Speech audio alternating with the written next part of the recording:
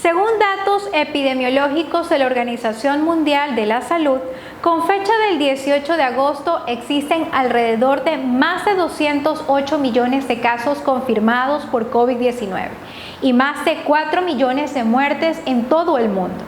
Pese a las normas de bioseguridad y el proceso de vacunación que se está dando en todos los países, aún no se ha podido frenar por completo los contagios por coronavirus. Bienvenidos a nuestro webinar gratuito. Soy Cintia Macías, representante de MEDEC, compañía de medicina prepagada que hace 24 años asumió el compromiso de resguardar la salud integral de las familias, gracias a la iniciativa de un grupo de médicos ecuatorianos. Agradecemos a quienes ya se están conectando en este espacio, donde cada persona podrá dejarnos sus nombres y correo electrónico para así poder recibir el certificado de asistencia virtual. También los invitamos a que durante la transmisión en vivo puedan escribir sus comentarios y el contenido que les gustaría que se efectúe más adelante. El día de hoy trataremos el tema diagnóstico y radiología en pandemia por COVID-19, donde participará el doctor Carlos Valle Ochoa, quien tiene experiencia médica en diagnóstico radiológico, ultrasonido, densitometría, mamografía, imágenes de resonancia magnética, entre otros métodos de imagen. Ahora los invitamos a que puedan conocer un poco más de su trayectoria profesional. Especialista en diagnóstico por imagen con más de 30 años de experiencia, graduado de la Universidad de Guayaquil como doctor en medicina y cirugía y acreditado como médico radiólogo por el Colegio de Médicos del Guayas. Miembro activo del Colegio Interamericano de Radiología de la Sociedad Ecuatoriana de Ultrasonidos, CEUS, Paz Presidente, y de la Sociedad Ecuatoriana de Radiología e Imagenología, SERI, de la cual es actualmente su presidente. Fue catedrático de Radiología de la Universidad Católica de Santiago de Guayaquil y también profesor del posgrado de Ortopedia y Traumatología del Hospital Alcíbar en la Universidad de Guayaquil, en la cátedra de Imágenes Muscoesqueléticas. Su trayectoria médica la ha realizado en distinguidos centros hospitalarios de la ciudad, como el Centro Radiológico Vargas Pasos, Hospital Luis Vernaza y Hospital Alcíbar, donde es director del Departamento de Imágenes. Con la propagación de la infección por COVID-19 en todo el mundo y en nuestro país, los métodos de imagen han tenido una gran relevancia para definir un paciente con sospecha o incluso con diagnóstico confirmado por coronavirus, siendo de gran ayuda para los profesionales de la salud a la hora de realizar una evaluación médica. Y para saber más de este tema, les contamos que en estos momentos ya se encuentra preparado el doctor Carlos Valle, especialista en diagnóstico por imágenes, así que presten mucha atención a la intervención. Bienvenido, doctor. Reciban todos ustedes un cordial saludo de mi parte. Mi agradecimiento a MEDEC por invitarme a compartir con ustedes este tema tan interesante, tan importante y tan vital para nuestra sociedad. Justamente el tema del que les voy a hablar se llama diagnóstico y radiología o imágenes en pandemia por COVID-19. Debemos recordar que en la ciudad de Wuhan, en la provincia de Hubei, en China, a finales del 2019, se detectaron unos casos particulares que parecían simplemente una neumonía de la comunidad o un proceso respiratorio común que iba a sanar normalmente con la aplicación de la terapéutica convencional. Sin embargo, de estos pacientes, uno murió y todos ellos tenían como coincidencia o dato particular que era común a todos ellos, que habían estado en un mercado donde venden estos animales de tipo exótico y que los venden vivos, como por ejemplo murciélagos, culebras y esos animalitos que se les llama pangolines, que por acá, por nuestro medio, no hay, pero que es algo aproximado a un armadillo.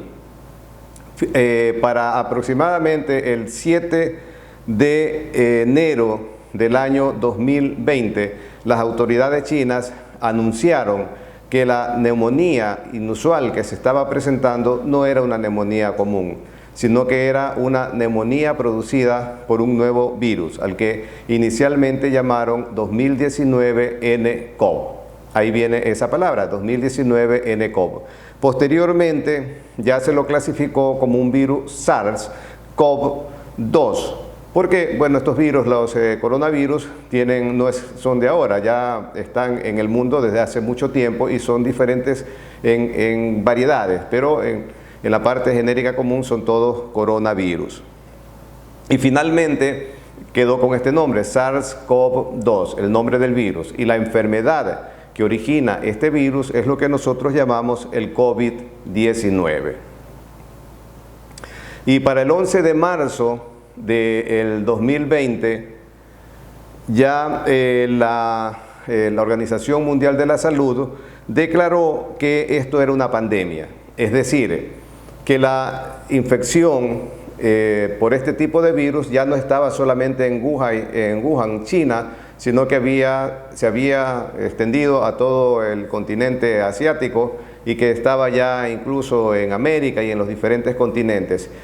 Y ya se consideraba pandemia justamente porque estaba en más de un continente y porque además los casos no eran solamente de migrantes de los sitios infectados, sino que también ya eran casos de la comunidad. Es decir, cuando llegaron a un sitio, proliferaron y la comunidad entre ellos se contagió.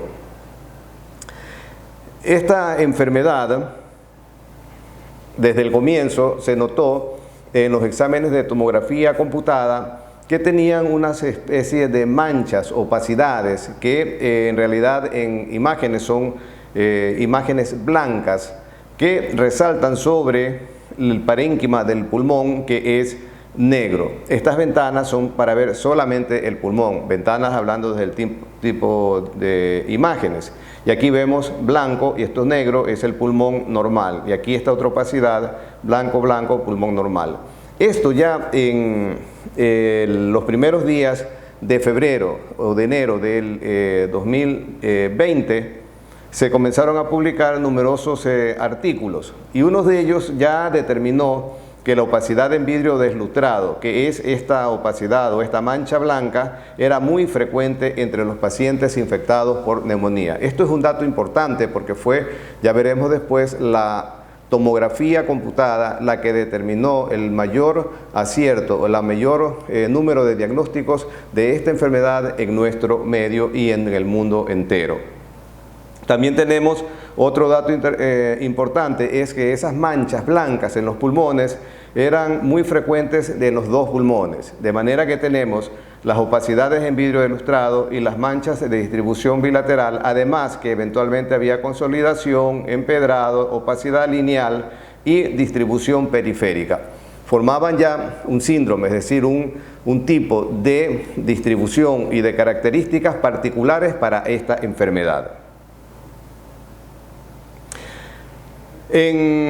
Esta es una enfermedad que no sé si lo han notado, pero ha suscitado en el mundo científico una de las mayores carreras de investigación, tanto para el diagnóstico como para el tratamiento. Ustedes pueden notar que el tratamiento es la prevención principal mediante la vacunación, que es una cosa pues que ha caído como una bendición de Dios para el mundo entero y se lo ha conseguido en un tiempo récord, a pesar de que por la emergencia no se ha cumplido todas las etapas científicas de investigación. Sin embargo, yo creo que particularmente justifica estarlo utilizando actualmente, porque esto ya se reporta a nivel mundial la disminución ostensible de los casos nuevos de COVID-19.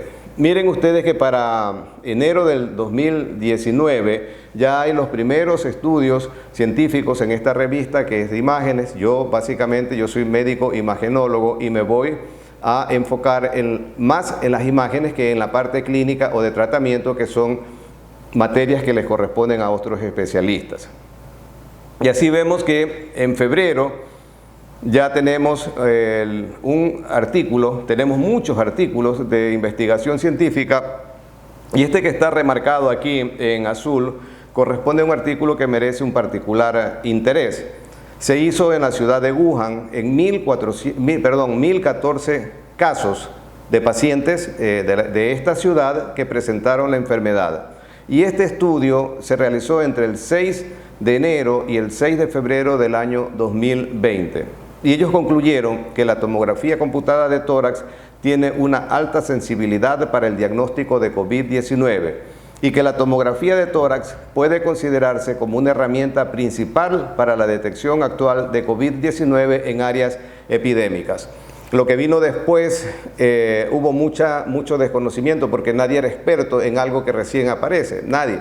Se hicieron, yo creo, todos los esfuerzos necesarios para avanzar en el diagnóstico y tratamiento de esta enfermedad. Entonces, hubieron personas que incluso criticaron este tipo de procedimientos como diagnóstico, pero a la larga esto fue un soporte vital para el diagnóstico de los pacientes. La tomografía computada con alta resolución podría o puede clasificar la enfermedad como leve, como moderada o como grave. Además, con este examen nosotros podemos establecer el estadio evolutivo de la enfermedad como temprano, intermedio o tardío, independientemente del tiempo que lleve la enfermedad, porque puede tener un estadio intermedio o tardío en 3 o 4 días, como puede demorar llegar al estadio tardío un mes o simplemente quedarse en el estadio temprano.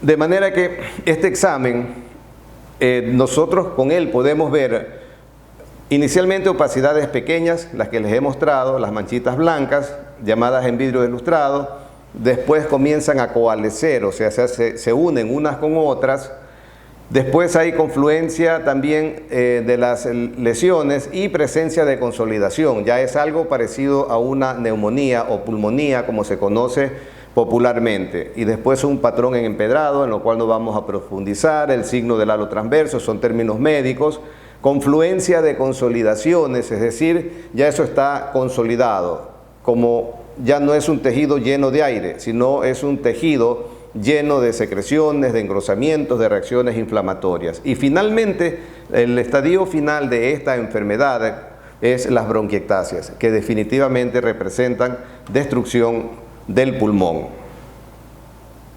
Y aquí les voy a mostrar ejemplos de neumonía o de patrón de neumonía atípica viral leve, o sea, un COVID o COVID leve. Aquí podemos ver las manchitas blancas muy escasas, acá están un poquito ya confluyendo, todas son periféricas y pequeñas, entonces esto es una neumonía típica viral leve. Y luego tenemos ya confluencia de las lesiones, de estas manchas blancas confluyen, se unen unas con otras y se las ve ya prácticamente en todo el pulmón. Y esto es una neumonía típica viral moderada. Y finalmente tenemos la grave, en la cual además de la confluencia de opacidades en vidrio ilustrado, ya tenemos las condensaciones, es decir, lo mismo pero mucho más blanco. Y finalmente tenemos estas líneas negras o bandas negras que representan la dilatación de los bronquios, es decir, el estadio final de la enfermedad en cuanto a lo pulmonar, y que representa que probablemente ese paciente ya seguramente está intubado y está muy grave, muy deteriorado. Sin embargo, nosotros aprendimos o creímos al comienzo, todos, porque nadie era experto, insisto, todos estábamos aprendiendo, que la enfermedad del COVID era una enfermedad de los pulmones. Pero ya para marzo del 2020 comienzan a salir los primeros trabajos que demuestran que la enfermedad no es solamente de los pulmones y que no es simplemente una neumonía viral. Y aquí tenemos, actualmente se sabe que las manifestaciones extrapulmonares del COVID incluyen complicaciones trombóticas, o sea, la sangre se coagula dentro de las venas y de las arterias, disfunción miocárdica y arritmias, síndromes coronarios agudos, lesión renal aguda, síntomas gastrointestinales, lesión hepatocelular, o sea, lesión de los hepatocitos, de las células del hígado, hiperglucemia y cetosis, enfermedades neurológicas, enfermedades oculares y complicaciones dermatológicas. Esto publicado en diferentes trabajos, incluso en revistas, no de medicina interna, sino revistas de radiología. Y luego, para marzo, ya comenzaron, finales de marzo, se siguieron publicando estos trabajos. En abril no hubo ninguno sobre enfermedad extrapulmonar.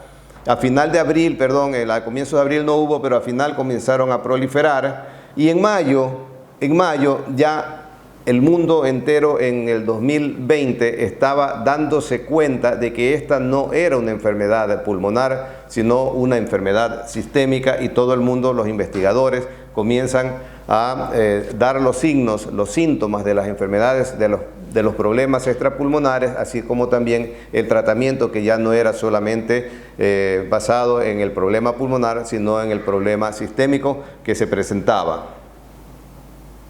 De igual manera en julio, y luego ya se pudo conocer la palabra tormenta de citoquinas, que significa que las células y moléculas que el organismo produce para contrarrestar una enfermedad ahora se van en contra del propio organismo y producen una reacción inflamatoria, y esta reacción inflamatoria afecta particularmente la capa más interna de las venas y de las arterias, que es lo que se llama el endotelio, y al estar afectada producen trombos, y estos trombos en diferentes partes del cuerpo van a producir enfermedad grave. Les voy a presentar unos ejemplos. Aquí tenemos un señor de 44 años de edad, sin antecedentes importantes, y presenta síntomas atribuibles a COVID, tos, fiebre y malestar moderado. La prueba de RT-PCR, o sea, el hisopado nasofaringio, es negativo, lo que significa que no es una prueba 100% sensible. Cuando se hacen un hisopado, tienen aproximadamente un 90-95% de verdadero positivo, y el resto es un falso negativo. Aquí podemos ver en cambio la tomografía, que muestra con claridad las opacidades, o sea, las manchitas estas blancas de las que caracterizan a la enfermedad en ambos pulmones. Miren que esto fue 24 de marzo.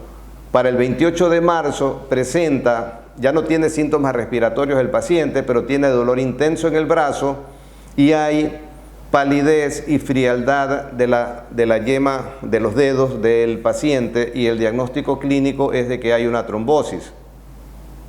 Efectivamente, lo que está con colores son las venas y las arterias del brazo, de la extremidad superior, y aquí esto que no tiene color es la trombosis, o sea, la arteria a ese nivel, en la parte distal del brazo, se llenó de coágulos y tapó la circulación hacia distal en un paciente con COVID.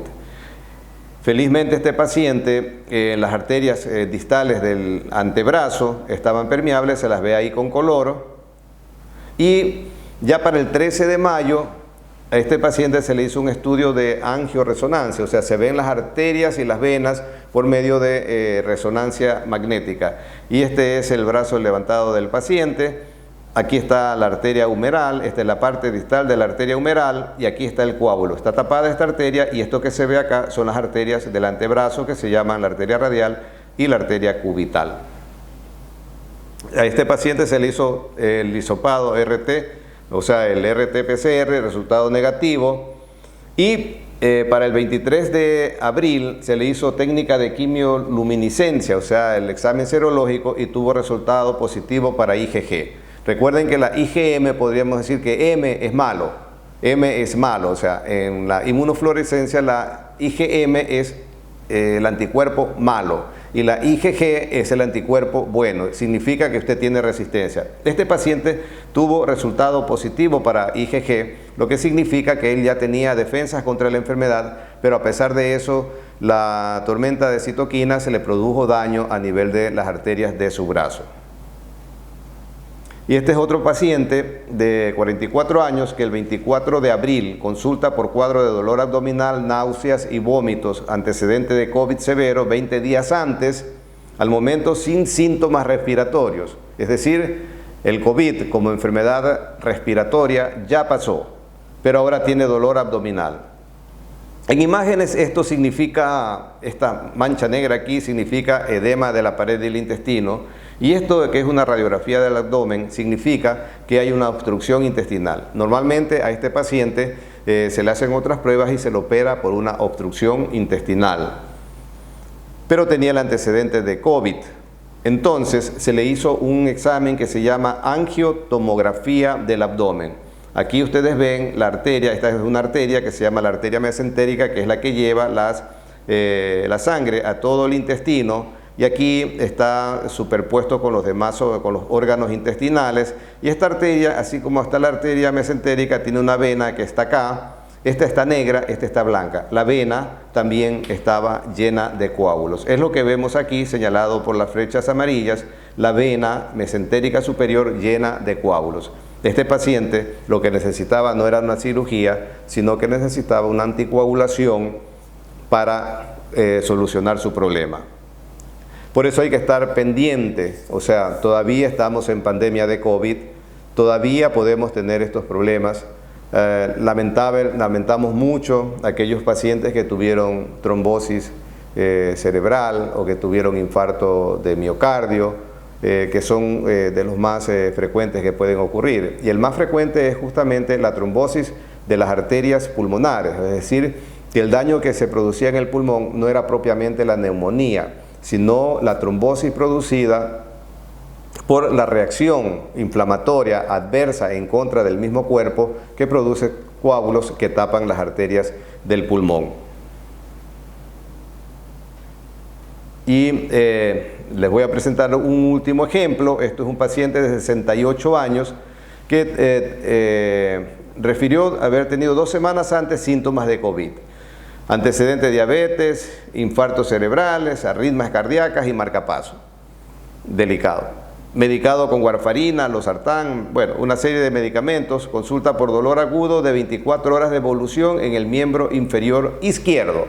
Les hago este énfasis porque otra de las cosas que nosotros que estuvimos presentes día a día durante toda la pandemia atendiendo a nuestros enfermos, pudimos darnos cuenta de que ellos muchas veces no referían síntomas.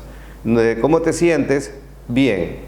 Se le ponía el oxímetro y estaba en 85% de saturación. ¿Sientes que te ahogas? No. Y sin embargo estaba. Este paciente, bueno, él no tenía ya molestias pulmonares y tenía dolor en el miembro inferior izquierdo y tenía coloración cianótica a nivel ungueal y en la piel y disminución de los pulsos palpables de las arterias en la pierna izquierda. Y no refiere dolor en el miembro inferior derecho. Aquí otra vez, Doppler de arterias y venas.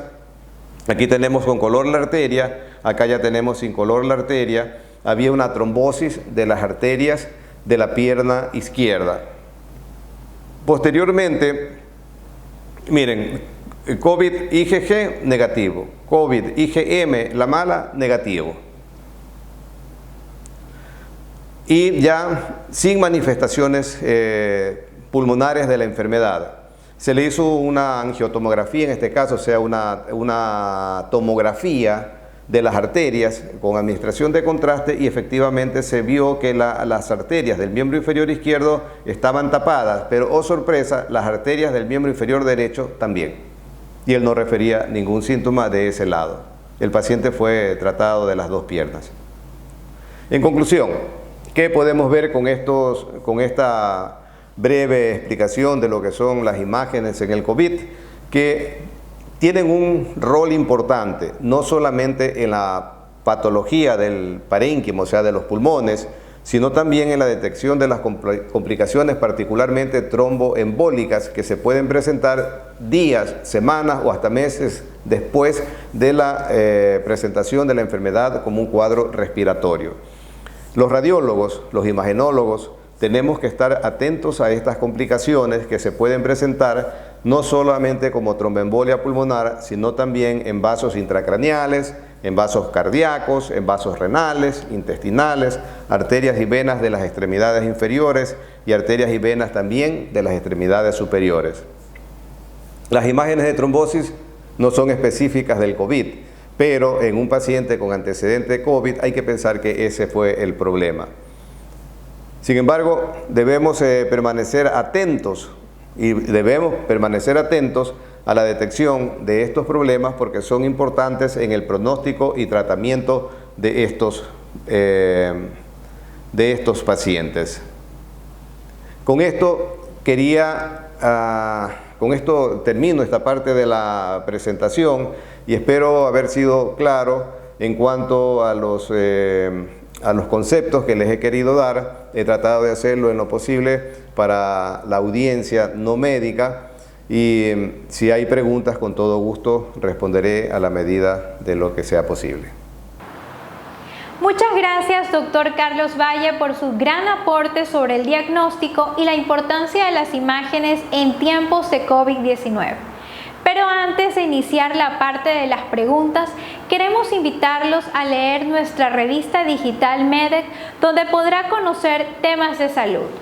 Entérese sobre la anestesia raquídea junto con el doctor Julio Alberto Aroca, especialista en anestesiología, y también tendremos información sobre el perfil metabólico del diabético por nuestro accionista, el doctor Daniel Barresueta Narváez.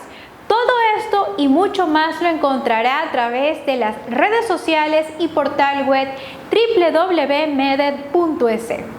Ahora, con esta información entramos al bloque de las preguntas de aquellas personas que dejaron sus inquietudes a través de nuestras redes sociales y correo electrónico webinar@medexa.com.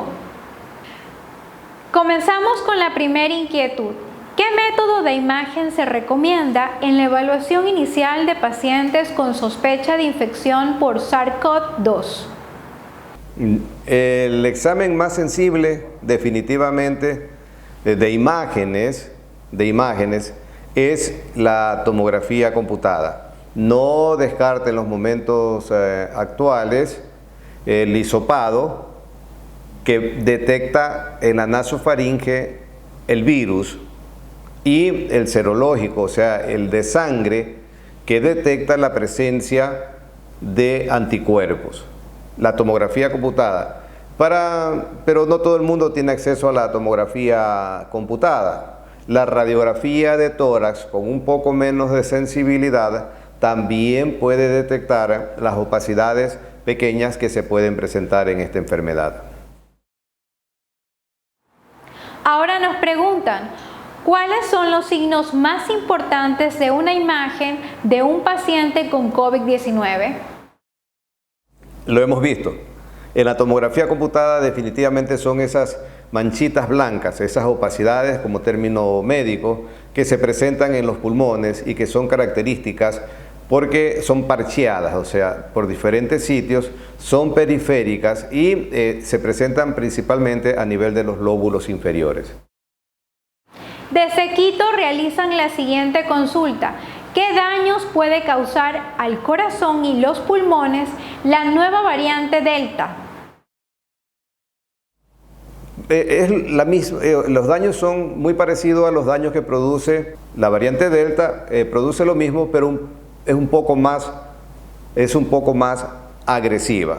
Y el daño que produce es la inflamación del endotelio, y eso produce la formación de coágulos que condicionan que se obstruyan las arterias distales, y con esto va a haber infarto del corazón, infarto renal, infarto cerebral. ¿Cuál es el porcentaje del daño pulmonar que puede tener los contagiados por COVID-19? Si es leve, muy poco, 5%. Si es moderado, bastante, 30-40%. Si es grave, total. Desde la ciudad de Guayaquil nos preguntan qué método de imagen se recomienda para utilizar en el seguimiento de los pacientes recuperados de infección pulmonar por SARS-CoV-2 y cada cuánto tiempo se debe realizar el control. No está escrito eso. Y cada médico, cada clínico lo va a hacer a su criterio, pero no está establecido porque es una enfermedad de la que todavía no tenemos el control a 5 años para determinar la frecuencia que es necesaria y cuál es el desencadenamiento final de la enfermedad. No lo sabemos, pero para hacer los controles hay 2 exámenes para imágenes del pulmón, la tomografía computada y la radiografía de tórax. Se recomienda hacerlo 1 mes, 2 meses después de la enfermedad, cuando el paciente está asintomático, y cuando está asintomático es otra la manera de enfocar al paciente. Ahora nos preguntan en Lago Agrio, ¿en qué etapa de infección por COVID-19 se debería hacer una placa radiológica? Cuando el paciente está saturando mal y va a una clínica, va a un hospital, lo que hay que hacerle es una tomografía inicial. Una.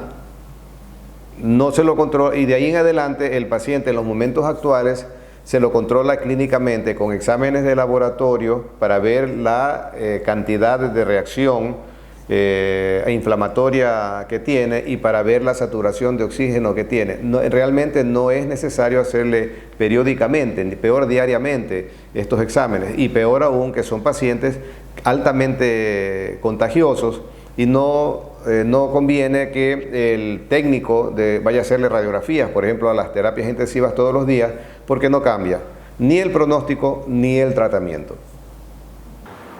Tenemos la siguiente interrogante.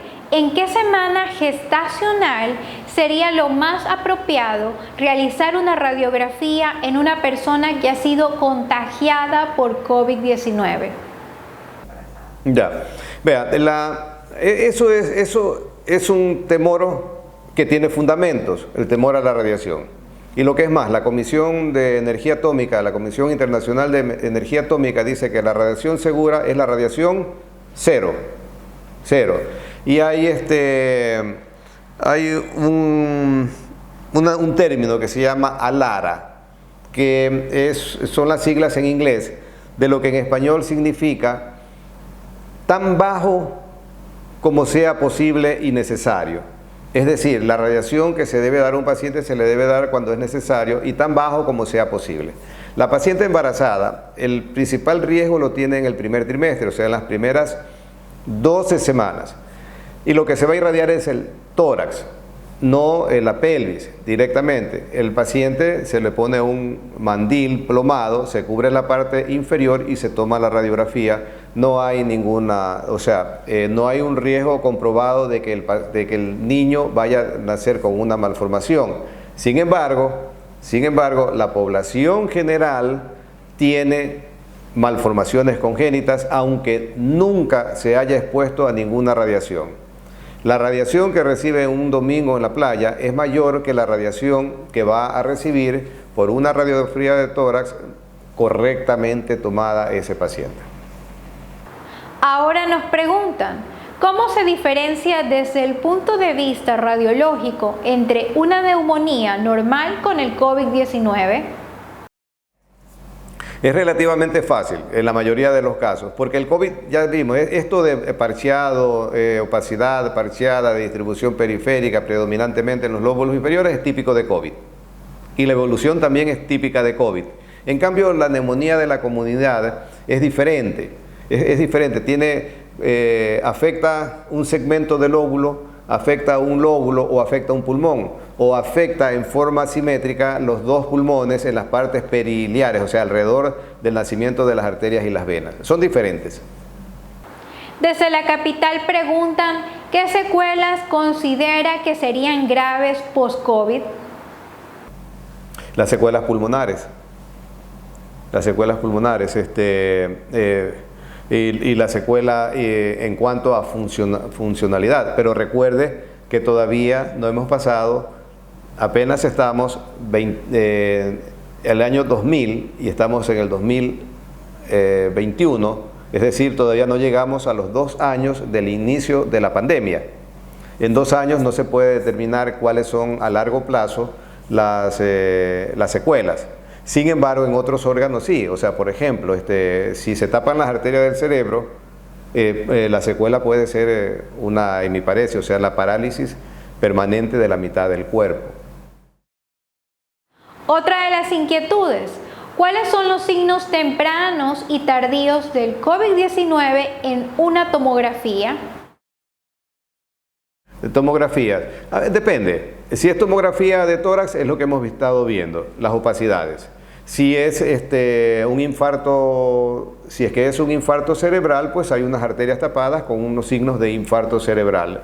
Lo que les mostré, si es que se tapan las arterias de los intestinos, haciendo la técnica correcta, se va a ver las arterias que están tapadas. Y así, o sea, los renales no son tan frecuentes, pero también se va a ver lo mismo.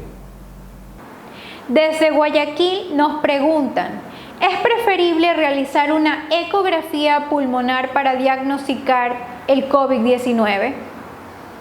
Ya, mire, la ecografía es un tema de actualidad en los pulmones y es un tema muy bonito, pero nadie puede decir que tiene experiencia en ecografía en pacientes con COVID, porque esa persona no, o sea, ¿cómo va a ponerse a realizar ecografías en un paciente y sacar resultados, hacer experimentos en pacientes altamente contagiantes? Y en los sitios donde yo trabajo, yo prohibí esa práctica. Finalmente nos consultan cuál es el vínculo de la fibrosis pulmonar causada por el COVID-19. Eso todavía no se sabe, porque hay que esperar la investigación a largo plazo. Otra vez, lo que le puedo decir es que nosotros hemos visto pacientes con unos pulmones muy blancos y con unos signos de aparente fibrosis y que al poco tiempo están bastante bien.